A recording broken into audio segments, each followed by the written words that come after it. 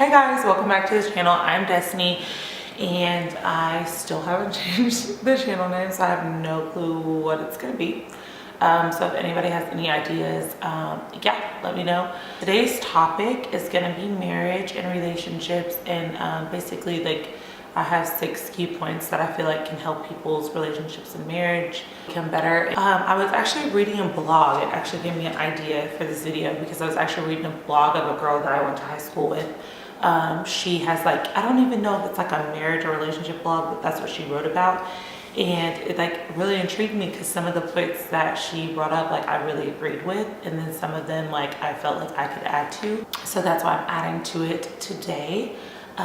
So yeah, if you want to hear more about what I feel about marriage and how I think that you can improve your relationships, keep watching. So my first pointer is going to be know your spouse. That was actually one of the things on her blog that I actually agreed with, and I feel like that she hit on, and I'm actually going to link her blog in the description below if you guys want to read it. Yeah, it was like really honestly very intriguing and very like insightful. Anything that like people talk about their marriage or talk about their relationship is honestly going to help you, whether you believe it or not. Like everybody else's opinions sometimes maybe how your spouse is feeling. So I think that reading other people's blogs and understanding what other people feel might help anybody's marriage. So what I mean about point number 1 is know your spouse.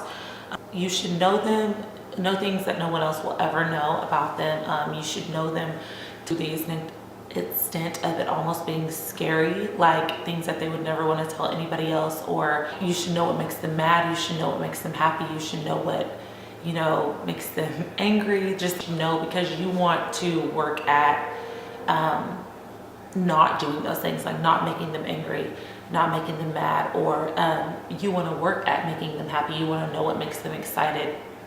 It just will help your marriage. A lot of people think it's cliche to say that, like obviously I know my husband because I married him, but honestly you don't know everything about the person you're marrying. Like if you do it the right way, you honestly aren't going to always know everything, because like you don't move in before marriage and you're not gonna sleep with them before marriage, and so there are problems that do arise after getting married. And so I feel like knowing your spouse and knowing everything about them will help anybody in there, and that's like honestly any relationships. Like I feel like you should know who you're with. Point number 2 is compromise and sacrifice.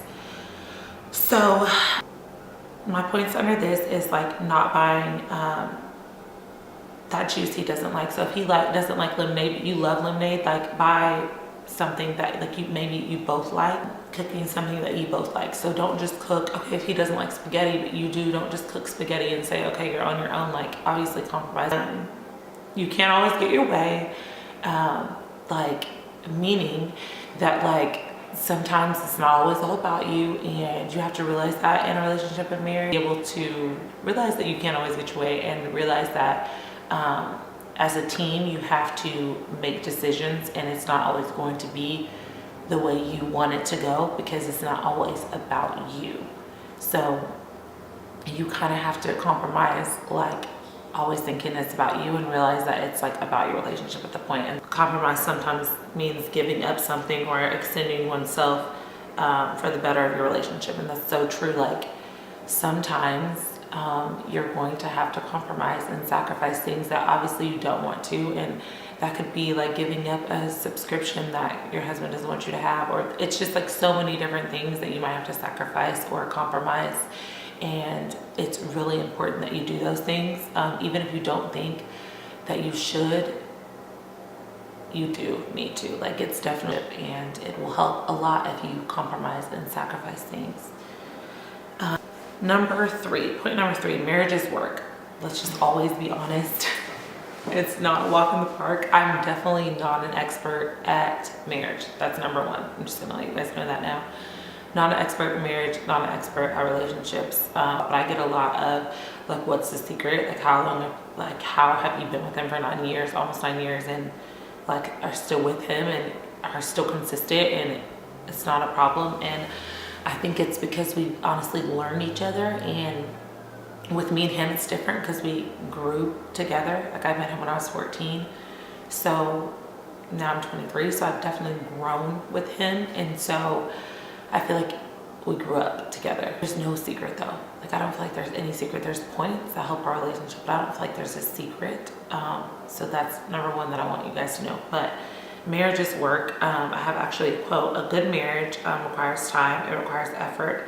You have to work at it, you have to cultivate it, you have to forgive and forget, and you have to absolutely be loyal to one to another. And it's so true. Like, you have to be able to take criticism and give criticism.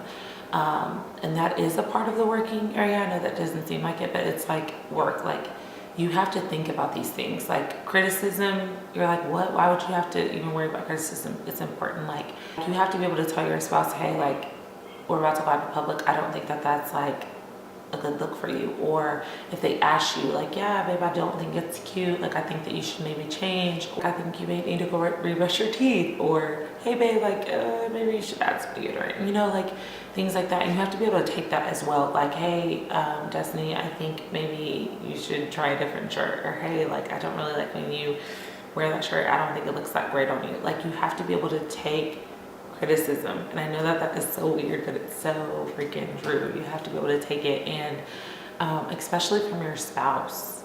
Oh my gosh, you have to be able to listen and understand and not be just defensive when they give you pointers and things to better yourself. You know, you have to be able to do that. You have to give and take in areas that you might not ever want to give and take in those areas. Like, you have to be able to in a relationship. You have to make it a priority. Your relationship should be your number one priority. And that goes into my next point, but let me hit on this one first. Priorities. So, like,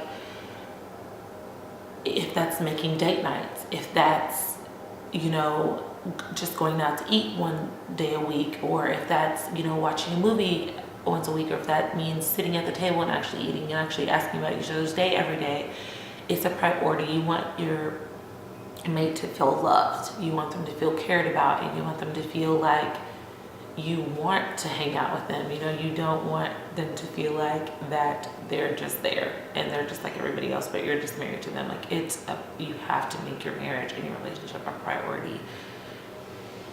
That is really big, guys. Make sure you make your relationship a priority.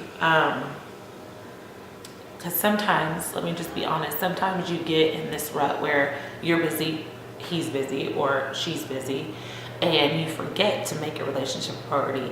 And then when you get free time, your friends want to do something, or your friends want to do something, or, you know, you just want to go get your nails done, or he wants to go play basketball with his friends, and then you feel like he's always out with his friends. You know, he's always making time for his friends, but not you, or vice versa. He always feels like you're making time with your friends, and you always want to go out. Sorry if you hear the shower. Sorry. That's my sister. But yeah, you just want to make your relationship a priority. Like, whether that's, you know, not hanging out with your friends and hanging out with your husband more than you hang out with your friends, or when you get free time, like, it should be like, that's what I'm saying. It shouldn't be just when you get free time. Like, you have to make it a priority, whether you're busy or not. It should be one of your top priorities is spending time. One of your top priorities is spending time with your spouse. The next point, number 4, romance is required. Be intentional about spending time. So basically, time. Romance is required for that, though. Like, whether that is for her, that might be watching chick flicks with her, and, you know, just cuddling and spending, you know, time eating popcorn and having fun that way. And for him, that might be playing 2K or Call of Duty with him, or, you know, if you're out and about and you're just thinking that person, for him, that might be just grabbing him beer, and for her, that might be grabbing her flowers. But romance is required in that. Like, you want your spouse to feel like they are always thought of, they are always loved, that there's no one like them, that they are one of a kind. You want them to feel that way. It's not always about money, guys. Like, guys, I'm only talking to you, because girls know it's not always about money, but for guys, I feel like girls always want to use money. They always want to go somewhere and do something, but it's not always about that. Sometimes it's just about quality time. So remember that romance is required, and it is a pointer that you need to always have in your relationship, whether you're married or not. Always romance is required, especially for guys. Like, girls always think because, you know, there's a saying that you treat people how you want to be treated. So girls are romantic, and when they're always showing you romance, they're giving you kind of a word like, hey, give me romance back. And it doesn't always mean spending money. Sometimes it's okay to just hang out in the house, or, you know, get a basket and put movie stuff in there and say, hey, we're watching movies tonight. Like, surprise her in that way. It doesn't always have to be money. You could just watch the stars sometimes, or hey, say, hey, do you want to go on a walk with me? Cook together. Like, those are quality time moments, and it's also romantic to be thought of. Number 5, communication is key. So don't hold things in. This is very important because people tend to hold things in their relationship, things that irritate them, things that make them mad. And then when you're in a fight or you're upset with the person, then you decide to bring it all up, which does not help at all. It actually makes things actually really worse. I have friends that are like, I really hate when people do that because I feel like they hold it in and then they bring it up. That means they were thinking about it the whole time. That's what my friend said. And I kind of agree. Like, I feel like that you low-key, like, subconsciously think about it all the time. Like, you're really mad about it, but you never say anything. And then when we're in an argument, you decide to bring it all up and just unleash it all, which in turn really does make it horrible, because then it's no longer about the thing you're actually mad about, but about everything that makes you mad. And so it just brings way more emotions into it than it has to be. So always, always, always, always don't hold things in. Just release them. Let them know at the moment that it's irritating you or that it's upsetting you. It just helps. Talk things out and use more I's than U's. For example, I wish you would acknowledge more often how hard I work at home to take care of the house and dinner. Because this will make your spouse and who you're with, or just in a relationship in general, but especially marriage, it'll help in that area, because they can be less defensive then. When you tell them, you always do this, you do this all the time and I don't like it. Like, you don't really specifically tell them, which is one of my points. Be specific. Like, you have to be specific, and you have to be like relay it in a nice way to where he or she doesn't feel offensive. Like, defensive.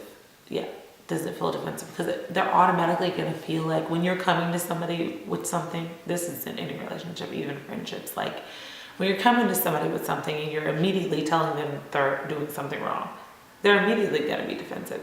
But if you present it to them in a nicer way and in a way that isn't, like, shouldn't make them defensive, then it's just a better, like, for everybody. Like, be specific, but use more I's than you, if that makes sense. I don't know if this makes sense, but it makes sense in my head, but I really don't know if it makes sense out loud. But I wanted you to acknowledge that, and it really hurt my feelings that you didn't say anything about my hair and how pretty it was. Like, just be specific, because in the long run you can say, hey, like, I remember specifically telling you that I didn't like this and I feel like it's happening again.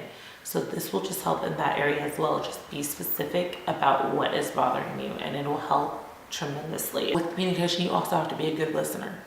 So, and this is really hard for me as well. Like, I have a problem with listening and not interrupting. Like, I interrupt because I feel like I'm going to forget my statement, and I'm like, I can't get it out. Like, I have to hurry up and tell you before I forget what I'm going to say to you with whatever you've already said. But I have to be able to listen and understand and not get defensive all the time, because I have a problem where, like, he'll tell me something, my husband specifically will tell me something, and I'll immediately feel upset about it. It'll immediately piss me off, and I immediately want to be like, da da da da da, and be very, very, very defensive. But in a relationship, you have to be a good listener. You have to learn that early on then. But, like, I have, like, a really hard time just listening. Like, it's hard for me, so I know it's hard for other people, but you have to do it and you have to work at it. And I still work at it every day, don't get me wrong. Like, I still have times where I'm like, okay, let me just be quiet and let me just listen. So, but it's really important. You have to listen. My last point is united front. This is really actually a weird area to hit on, because a lot of people aren't gonna really know where I'm coming from, because I don't think, I feel like a couple of relationships that like a couple of married people that I've talked to about this honestly agree, but a lot of people don't even think about this. Let me just be honest. But being in a united front is very important, especially around company, especially around people in your family, especially around friends. Like, you need to be a united front. You need to come as one. So even if you're pissed, no one should ever know you're mad at each other. No one should ever know that you're feuding. Like, it should always be, oh, I'm not mad. Oh, yeah, whatever he says, like, whatever she says, like, yeah, I agree. And I know that that sounds weird, because sometimes your husband or your wife can be wrong. You come as one, you are a united front. So be a united front. Don't forget that. You are one, so you agree. Show the world that you guys are always happy. They should never know that you're mad at each other, including family. This is all including family. Everything is including family. A family member should never be able to say they are always arguing, or they argued the other day, or I heard that they were arguing. Like, that should never come out of a family member's mouth. You shouldn't argue in front of family or children, or just honestly anybody, but just come as a united front. You're one. Don't argue in front of people.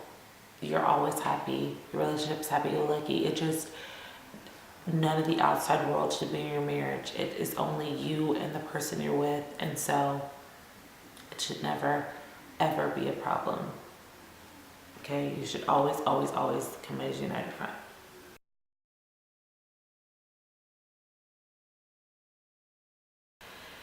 And then these are just things to remember. Don't go to sleep angry. That's our number one rule in our marriage. Do not go to sleep angry. So if you feel like you're mad at that person, talk it out. Talk it out. Please. You are going to feel so much better, and you should never wake up angry at your spouse. You should never go to sleep angry. Always, always, always talk it out before going to sleep. Marriage is ever changing, always progressing, always learning, and most of all, always evolving. It's always going to change. You're always going to have to adapt to different situations. It's never going to be the same problem every year. You're always going to be in something different. So just remember that, trials and tribulations come all the time, but you can work through them. You can do this. Always remember that. Your relationship can last anything as long as you're both working at it. It is no longer, when you get married or in a relationship, it is no longer you. It's always us. So you should realize that you guys are one. So you have to realize that early on in your marriage and in a relationship, that it's not always just about you.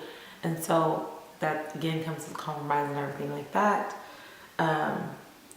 People and the enemy will try to defeat your marriage, and you guys have to be ready for trying times. So that's just another point. Like, remember that. Prepare for those moments. These are the facts that will help you prepare for the moments that are trying and hurtful and hard. But marriage is awesome, and it's the greatest thing. And so, yeah, that comes to my last point. Last but not least, it is the best, most rewarding work that you ever do. It is the best thing ever. I love my married life, and I feel like it is the best thing that ever happened to me. And I'm so happy to be married to my husband. And so I just feel like that these factors have helped me. And so I hope that it'll help whoever that is watching out here in their relationships or in their marriage or just in their friendships and just in general. I hope that it helps you guys. And I really appreciate you all watching. I'm still looking for names, so please help me and comment, like, subscribe. Definitely comment things that you guys want to see in the future. But like and subscribe. And again, thank you guys so much for watching. It was so fun doing this video. Love you guys so much, and remember to subscribe. Love you guys, and until next time, bye.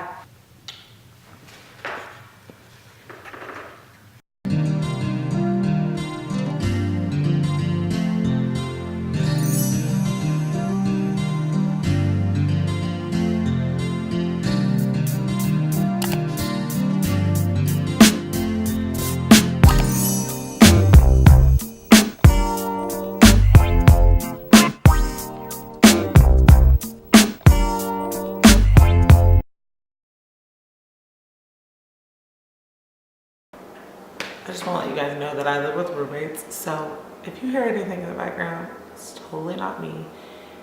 They know I'm recording.